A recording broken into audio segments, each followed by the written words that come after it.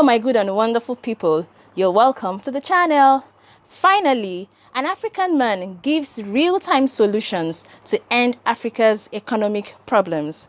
I am seriously hoping that our leaders in Nigeria will also develop the same solution mindset towards solving our economic problems in Nigeria.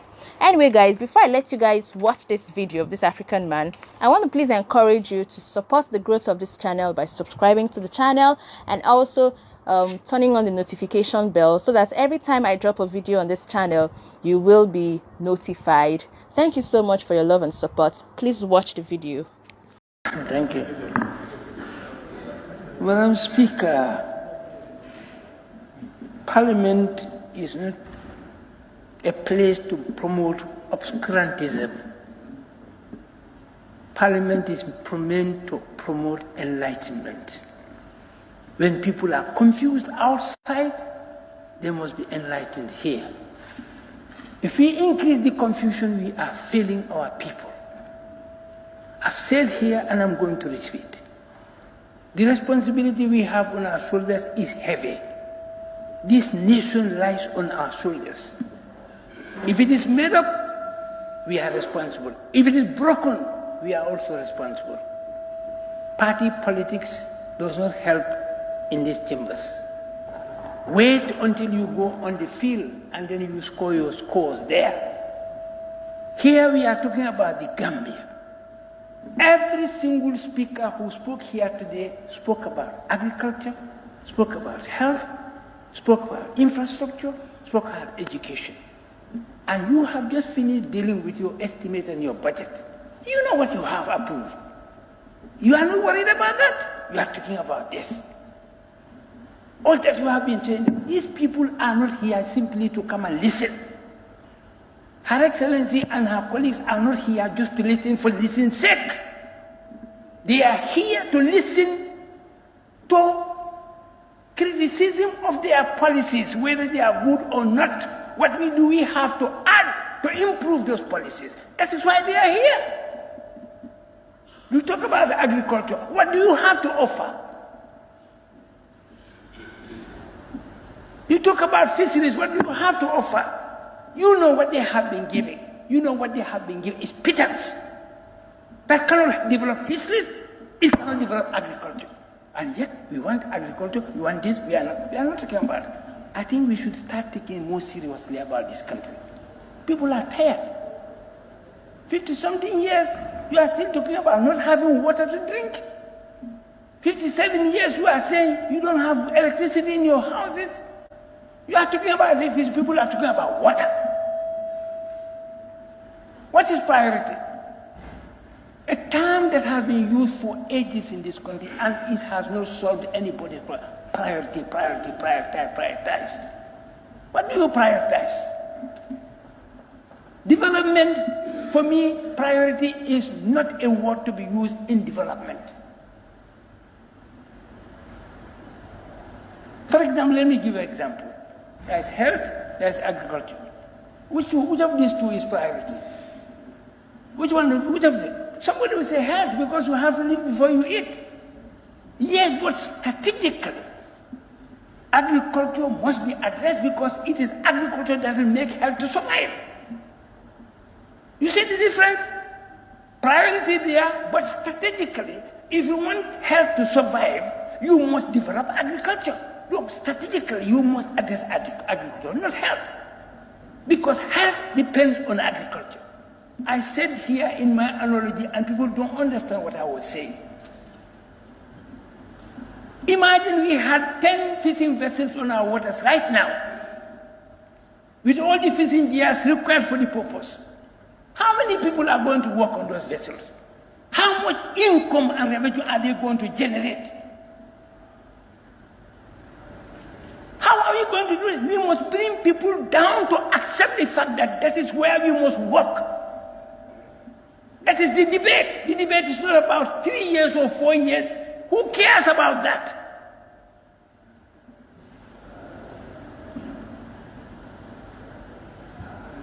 Let us not be hypocritical about things. That was dead since 2017. Nobody talked about it. When it was being killed, when it was being assassinated, they were clapping. And when things went another way around, they are crying. What's your problem? We should stop being hypocritical about matters. Development is not about hypocrisy. Development is about thinking strategically and being ready to sacrifice. But you are not prepared to sacrifice. When I jokingly made a proposition here, the next day they wanted to cut my throat. Everywhere I went, you are mad, you are mad. And it is, for me, it is concrete. You are indebted to your neck. You don't have anything you do in this country, you have to borrow or you have to beg. I say, okay, for 2020, let us all sacrifice all our allowances every month for 2020. And then we address the development of the deficit and pay Al-Karafi, 180 million. You would have made over $7 billion. They say, I am mad. You are talking about allowance. Farmers have their groundnut, which is already a liability in their hands. You are their representatives. Somebody is talking about the trade season. Farming has become a liability to the people of this republic.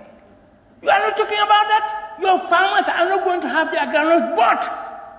And even where they are bought, it is going to be bought cheaply. Nobody wants your groundnut because the quality is no longer good. They have said that over and over. And no effort is being made to change that. And unless that is changed, you will not have any market for your groundnuts. What's wrong with people in this country? When are we going to start thinking, not for ourselves, but for our people who enter us with this responsibility? We come here, we start insulting each other. What is the problem? My colleagues, I'm very sorry, but we must stop this. This place is not meant to come here and start making scores against each other. We know people are just being hypocritical, but you know the problem where it lay. When the problem started, you kept quiet. It's built. You want to gather it. It's impossible. It's impossible. We must now focus for the development of this country. The president said he is going for 5 years. You cannot do anything about that. That is what the law permits him to do. Section 63. Section 65 only says he can resign. On the basis of that, we agreed. None of us was ignorant of the Constitution. No one can teach me the Constitution of this republic. No one. However qualified a lawyer you are, we brought Constitution into politics in this country. My party. You cannot deny that. So it was not out of ignorance that we chose 3 years. It was just tactical. It was a tactical move to solve a problem. Nothing else. Not ignorance. We don't need 5 years. Coalition doesn't need 5 years to do what we had programmed ourselves to do. Just reforms. Amending the Constitution, reforming the Constitution, reforming institutions. 3 years we can do that. Just clearing the field for a multi-party contest in a decent situation. That was all we wanted to do. And the tactic worked well. What people thought was impossible happened. And the whole world was amazed. Nothing like this had ever happened anywhere in the history of humanity. You know that. Everybody said it in the world. It was just on the way. Somebody came in and destroyed everything. We know. And people don't want to say that. You want to hold me responsible. Somebody spoke here, he was insulting me. That we are going to be held responsible. Who is going to hold me responsible? Let them come and hold me. Come and hold me responsible and see what I will do to you.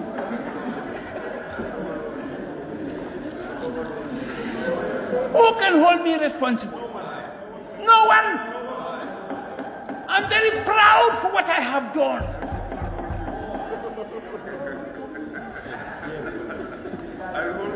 So what we have to do now, let us prepare ourselves for the contest. That is what we need to do. Stop talking. Stop talking emptily. It will never serve you any purpose. Others are getting ready war. You talk here. Blah, blah. You see what will happen. Now, Madam Speaker, I think I want to cite this section of the Constitution. For me, that is my problem. Section 213, subsection 2. The state shall pursue policies which will avoid undue dependence on other nations and institutions.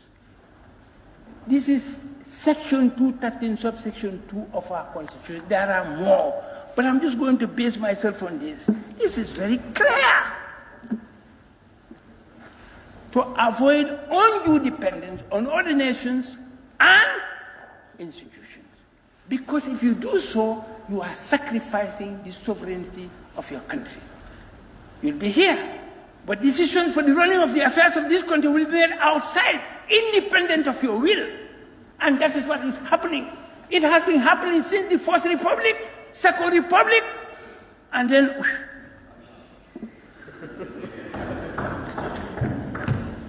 And so this is what we have to address. For me, well, I have a solution to the problem of this country. I have. If I'm given the means, I will address and solve the economic problems of this country, but not without sacrifice. I emphasize, and not without sacrifice. You have to sacrifice. Me, I'm prepared to sacrifice all my allowances forever. If that will solve the problem, and it will help to solve the problem. All those people who are receiving big allowances in this country, they can forgo them and depend on their salaries for survival. Sacrifice in the spirit of developing this nation, in the interest of all of us. We can do it. Or, let us create a think tank on agriculture. Let us create a think tank on the productive sectors of this economy to address the issue of where and how are we going to generate income without recourse to begging and borrowing. China has done it, and we can all do it, but they didn't do it without sacrifice. They didn't care about what happened in the world. They closed their door to the world. Bamboo curtain, we will also use cedar curtain here, and we'll develop. We can do it. We have people with intelligence, we have people with commitment, we have people with sacrifice, spirit of sacrifice. Why can't we do it? We should be tired of begging. Somebody said here, water, water. Yes, 95% of boreholes in this country are begging. They are grants or loans, in fact grants. How can you depend on grants for your survival? Water is primary to my survival. I said here, development can never be development unless everything that is primary to your being is handled and controlled by yourself. If you can do that, then you are dependent. You are not independent. Anything that is primary to our development must be generated by ourselves, must be controlled by ourselves. Anything secondary, wow, it can come anytime. But primary, we control it. We cannot do without that. That is what we must begin to do in this country. As from next year must be a year of fundamental change. A stop to begging, a stop to loans. We can. No nation has been developed with loans and begging. It Honorable, is not possible. you have 2 more minutes. In fact, you can make it 3 because I'm the father of the... Can you come up again?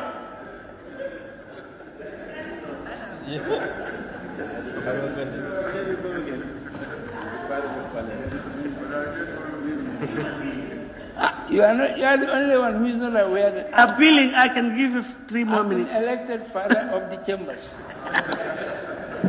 Supposing everybody demands for that. But Go ahead, yes. seriously, You see, when you talk about health, I know many people who cannot be treated in this country. Some of them are kids. Sometimes we even publish this in foreign. Kids and adults who cannot be treated here. There are many. And every day new numbers are added to the old ones. These are Gambian citizens. But we've seen that there are Gambians, special Gambians, who are ill and cannot be treated here, they are flown out of this country. We know that also. So what can we do?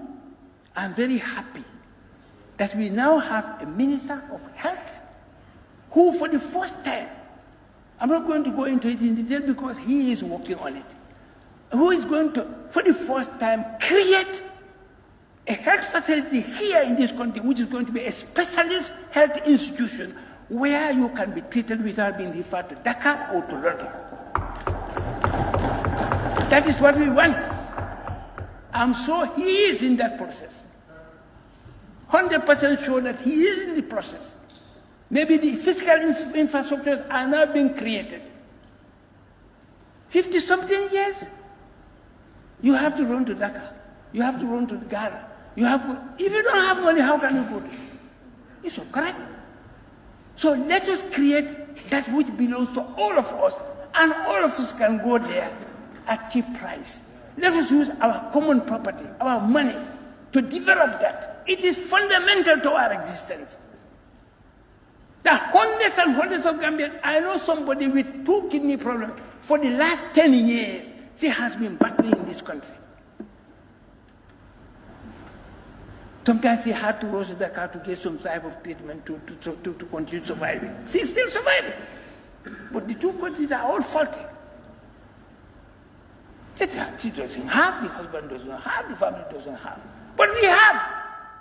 We are all paying money into the coffers of this nation. Let's use that to create that institution.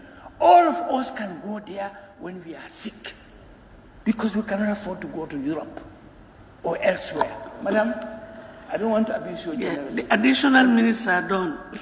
Thank you very much. Thank you.